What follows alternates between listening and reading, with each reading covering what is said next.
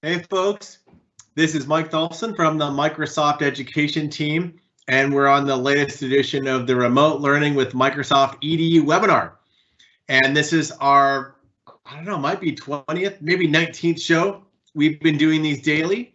And today we have the Hacking STEM crew with us, which is going to be awesome. So how do you do hacking STEM at home when you're doing remote learning? And we've got Ankur, James, and Jason from the Hacking STEM team with us. But first, we're just going to do a couple of the latest news and updates. So here's our quick links that we always cover. The main Microsoft EDU remote learning site. There's the Teams EDU Quick Start Guide, which is the really easy getting started with Teams for Education in all sorts of languages. And it's just a nice little PDF guide you can download. And then be sure to sign up for the Remote Education Learning Community. This is 5,000 educators from around the country and around the world that are collaborating, learning from each other. It's like a giant PLN. The product team is in there helping out. So myself, Maryline, many other people are in there themselves helping schools out, getting support. So please join if you haven't already. So for today's update, so Hacking STEM, if you've never gone to the Hacking STEM site, check that out and you're going to learn a ton more about it today.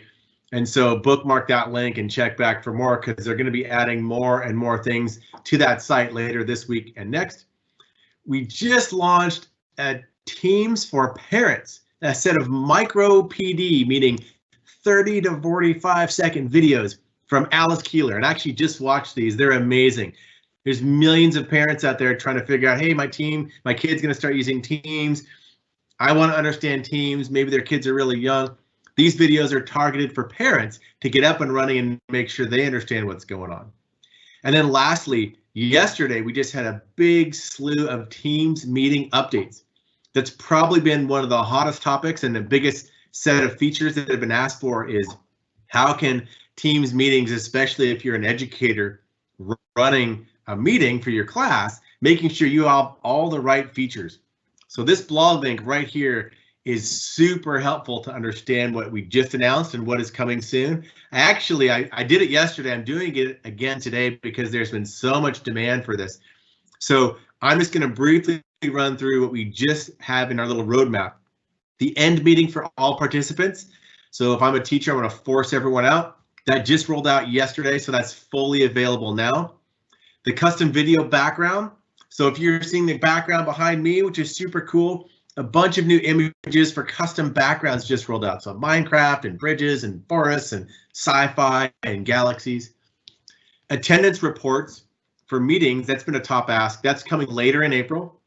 The raise hand feature, that's also coming in late April. So be able to push a button and signal that you're raising your hand. That's great for school, but also for corporations. 3x3 video support, AKA Brady Bunch mode. If you're old school like me, that's 3 videos, 3 videos, 3 videos. You'll be able to see 9 videos at once instead of 4. And another one that is top for student safety, setting that'll say only educators can start the meeting. So if I've invited a bunch of students to a meeting, they're held outside that meeting until the educator goes in and clicks start the meeting. That's coming in late April. And then a couple of IT admin settings for early May. One is you can set the default role in your whole tenant to mean that all students are, quote, attendees by default. And if you are an attendee in a Teams meeting with that role, you can't start the meeting, you can't mute people, you can't remove people from the meeting. So right now you have to go and set that option every single time as a teacher through meeting options. So there'll be a default setting that says always students are attendees, which is a big, big time saver for teachers. And then there's a meeting chat policy enhancement as well. So this link right here has all of that and more. So check out the latest updates. So with that, we're going to move over and transition to Hacking STEM. And so we've got Ankur from our Hacking STEM team, James, as well as Jason, who are both Hacking STEM team and STEM educators. And we're going to be having them walk through. I'm about to transition into Slide Clicker for these 3 gentlemen. And they're going to walk you through all the really cool stuff with Hacking STEM and what you can do at home during remote learning and Hacking STEM. So with that, I will hand it off to you, Ankur, to start and just tell me when to click through. Thank you, Mike. Those are awesome updates. I'm personally waiting for the personal backgrounds. They are awesome and help me work from home because I can put that in the background and not worry about what's going on. So thank you for sharing those. Uh, on the Hacking STEM side, we wanted to do two things today. Give you a quick overview on the Hacking STEM program. And then, as Mike said, how can you bring this program to support online learning efforts in and around your school and area? So a quick background on Hacking STEM. The reason why it's called Hacking STEM is one, because it's born out of hackathon. We were started in 2016 hackathon, and today we've come a long way. There are more than 150 countries, 1 million students using Hacking STEM program today. So born out of hackathon, it was natural to call it Hacking STEM. The other reason why we call it Hacking STEM is because we are not trying to change what you're doing in the classroom. We are not trying to change the curriculum that's being taught. We are only trying to change the tool and approach to that curriculum. So hacking current curriculum is the way to go, and that's why it's called Hacking STEM. We can go to the next slide, Mike. And you all see this happening even more closely than we do, which is there's this revolution in education happening. We are moving from learning by listening or learning by memorizing to learning by doing. Moving from the 3 R's, the reading, writing, and arithmetic. It's funny that only one of them starts with an R, to incorporating engineering thinking, design thinking, and computational thinking into the current curriculum. And we love the Michael Fullan's framework of 6 C's, especially the last 2 C's, because that's how we are going to create the global citizens, by infusing citizenship and character. So all Hacking STEM projects actually bring these 6 C's together in a hands-on, project-based, problem-based learning way. And again, tucking into current curriculum, not trying to change what you're doing in the classroom. We can go to the next slide, Mike. So one of the key questions and challenges we face today is, how do you prepare students for future skills? And research shows that majority of future jobs don't exist yet. So how do you prepare students for jobs that have not been invented, to solve problems that we have not anticipated, and to use technology that we have not created yet? It's kind of a complex, ambiguous, fast-changing world out there. And so there's a mild panic in the education fraternity that, do we need to change the complete structure of education? Do we need to change the complete direction we are going in? And the answer is no. And the reason is that what we all went through when we were in school and college was the knowledge academics path, or the liberal arts path. Usually we would take up a subject, do our undergrad or the master's in it, pick up a job, and keep doing job in a similar field throughout. Those are important skills. Those are key learning scenarios. Those are key subjects, and they need to continue to happen the way they are. What we really need to do is add applied skills or practical arts to the current knowledge academics art to make future skills ready, to bring future skills into the classroom. And I'll give you an example to bring this to life. So for example, if I was a language major and I was learning Spanish, it's a great superpower. If I were to learn a little bit of computer science, it'll make me eligible for a job that did not exist a few years ago. So there's a new job in the market. They call it language engineer. These are the people who work on the Alexa, Cortana, Siris of the world. And what that needs is a deep understanding of language and a little bit of understanding of the computer science world. So the point here is that the language understanding is key. It's a key liberal arts skill. What we need to do is add a little bit of practical arts or computer science to it, and what you get is a future-ready skill. Similarly, if you were studying math or science and added a little bit of computer science or engineering to your portfolio by doing some applied skills, what you're now available and eligible for is a whole new area of employment called data science or machine learning or artificial intelligence. So the goal for this slide is to share that we don't need to fundamentally change what we are doing. We only need to add applied skills or practical arts to our already existing knowledge academics. And that's what Hacking STEM does.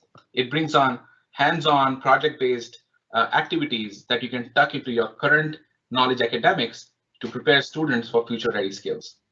We can go to the next slide, Mike. And we have seen this happen all over again, and you see this, as I said, even more closely than we do, that all we need to do is teach kids how to care. If they care about something, they'll make a career out of it. And think about this for a moment. Who's teaching young girls how to do makeup? Who's teaching young boys how to play Fortnite or Minecraft or Xbox? They care about it. They figure it out. So if we are teaching kids and enabling kids how to ask good questions, be curious, develop frustration resistance, and learn in real world context. That's what we really need to do, is put them on a learning path that is inquiry based, because if they care about something, they will make a career out of it. And that's, again, one of the key features of the Hacking STEM lesson plans that we have. We can move to the next slide, Mike. So with that sort of background, the ambition of our team is to modernize STEM education to enable every student on the planet to achieve more. And those two keywords, modernize and every student, are really close to our heart. As I mentioned earlier, we are trying to modernize it not by changing what you're doing, but by hacking your current curriculum and infusing your current curriculum and enhancing it by adding hands-on project-based activities. So you're still teaching what you're teaching, but you're not teaching that and bringing that concept to life by doing a hands-on activity with your students. And when you do that, we include 4 21st century technical skills into the current curriculum. And those 4 skills are mechanical engineering, electrical engineering, software engineering, and data science. And research shows that by giving exposure to kids early on around these skills, make them more future ready. We also infuse real-world job and real-world problem-solving element to these lesson plans and projects. So, for example, if there is this our project around computational thinking to understand earthquakes, in that project, students take on role of seismologists and architects to bring those concepts to life. And they are solving real-world problems like how do you build buildings that can mitigate earthquake damage. It's key that we are involving kids into modeling real-world jobs and engaging them into solving real-world problems. And that's how each and every Hacking STEM project is laid out. The second part of this is removing the economic barriers, and that's how we are trying to reach every student on the planet. As you see, happening every day in the classroom, that STEM education is getting really expensive. $1,000 robot is not uncommon in the classroom. So we challenged ourselves to think about how can you make STEM affordable? How can you use objects that are inexpensive, that are affordable, that are available across the globe for a little or no cost, and use those objects to build STEM projects that bring these phenomena to life. We can move on to the next slide, Mike. Really quick, I'm just going to mute here because there's a garbage. Okay. So with that philosophy, we have created interdisciplinary lesson plans that are free, that are written by teachers for teachers. Most of them, in fact, all of them have been written by James and Jason, who are on call with me. They're all standards aligned. They are middle and high school standards aligned, mostly NGSS and ISTE standards. They have maker activities that bring these scientific phenomena to life and hands-on activities. They also have customized Excel workbooks that stream and visualize real-time data. So Excel, Microsoft Excel has been a tool for analyzing historic data or static data, but our team hacked Excel and enabled real-time streaming of data in Excel. So imagine your students built a seismograph to measure earthquakes out of plastic cup and a paper plate and some magnet. Now, when they connect this to a microcontroller and to their computer, they can get this data, live data from their seismograph in Excel in real time. We also publish shopping lists. These are lists of materials that can be found locally. You can buy it from your local marketplace or online shopping. And we also provide microcontroller code. And this is the reason why we provide code online is because we do not want coding to be a prerequisite to be able to do STEM. And please don't take me wrong. Coding is an awesome superpower. We want all of you to learn how to code. But if you don't, we don't want you to not able to do these projects at home or in school. So we provide this code for teachers or students who are not familiar with coding concepts. We can move on to the next slide. And one of the key features of Hacking STEM, as I mentioned earlier, is real-time streaming of data in Excel. These are some of the workbooks from the Hacking STEM portfolio. As you see, these don't look like your Excel. These are modern, easy to understand, engaging visuals. And when students connect their projects, so for example, on the top left, it's a visual of the robotic hand. So students are building a robotic hand out of straws and building sensors out of cardboard and copper tape. And when they connect together and move the robotic hand, they also get the flexion and extension of the robotic hand in Excel to be able to measure it. So that's really cool, which is bringing hands-on learning while measuring and visualizing real-time data in Excel. We can move on to the next slide. So we've been doing this for the last 4 years and have had the amazing honor of partnering with amazing organizations.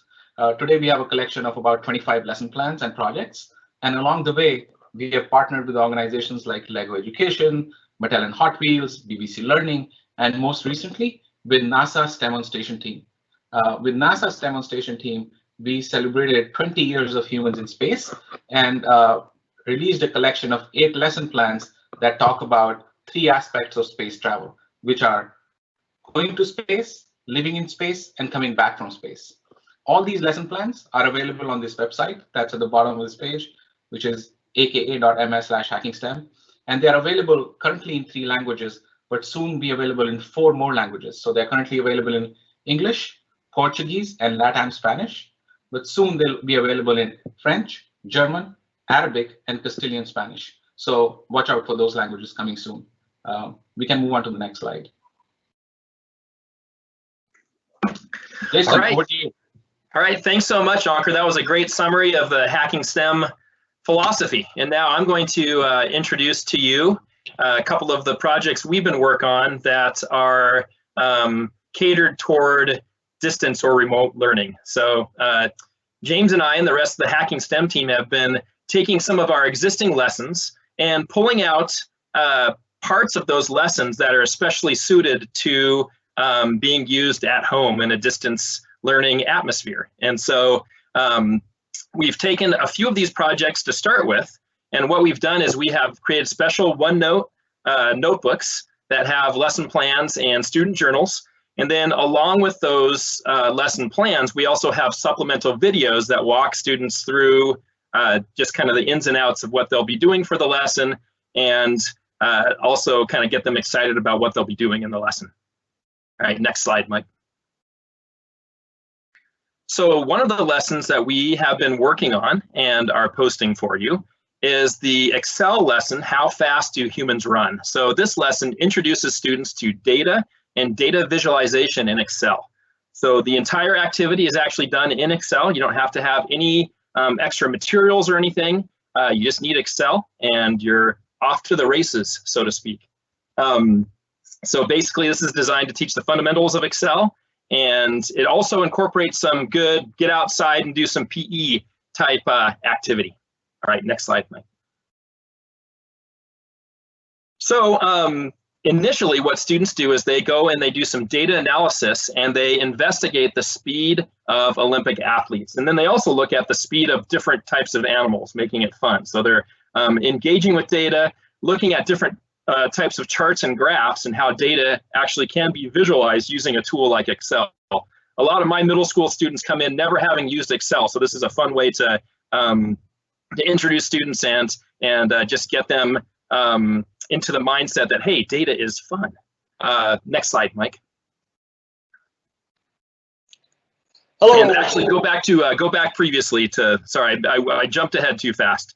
And so essentially this lesson then has students at the end then going outside, and kids, you can have your parents, help your parents mark out a distance. And then what you'll be doing is you'll be running a specific distance. You'll have your parents clock you with the stopwatch, and then you can enter your times into this great custom Excel worksheet, and you can actually run against animals and see how well you do in the 400-meter dash. And you can also put yourself up against other world-class athletes and see how you do. So it's a great way to just engage with data, just learn about the basics of building a chart in Excel, adding titles, adding your axes, and all those important things that we need to do in our science classes for our formal lab reports.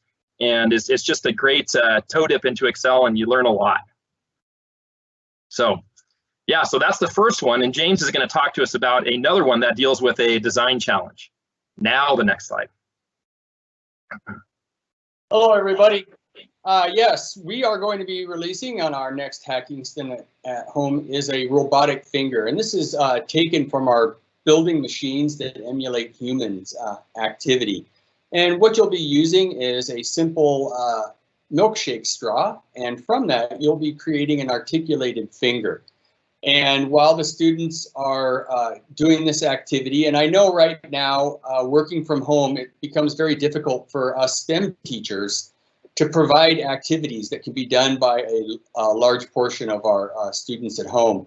So the activities that we're going to be releasing are ones where you should be able to get many of your materials from your kitchen, from your recycle bin, or from a grocery store.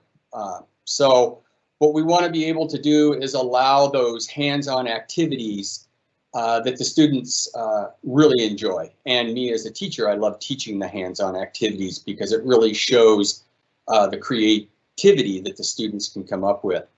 In this activity with the robotic finger, the participants are going to learn about human physiology, and they'll also learn scale mathematics. So they'll learn how to scale their finger up into a form of a straw or whatever material that they decide to emulate.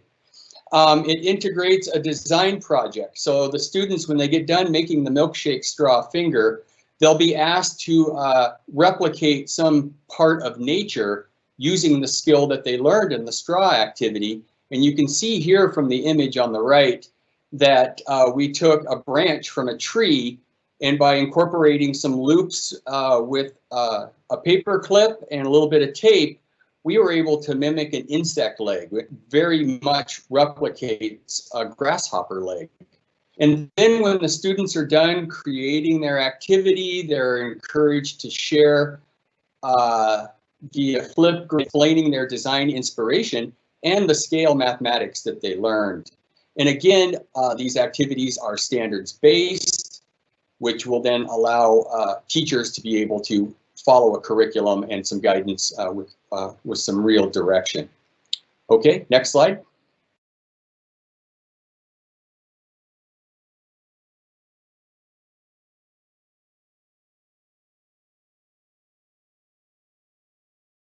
So is that the last slide there? I believe that was our last slide for Hacking STEM, yes. Did you want to give a wrap up? Ankur, were you wanting to give the wrap up, or would you like me to?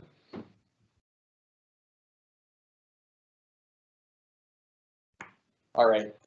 Well, what we've got here, folks, is upcoming for us today is a lot of activities that STEM related that you can bring into your home. And if you go to the project website, there's the full activities.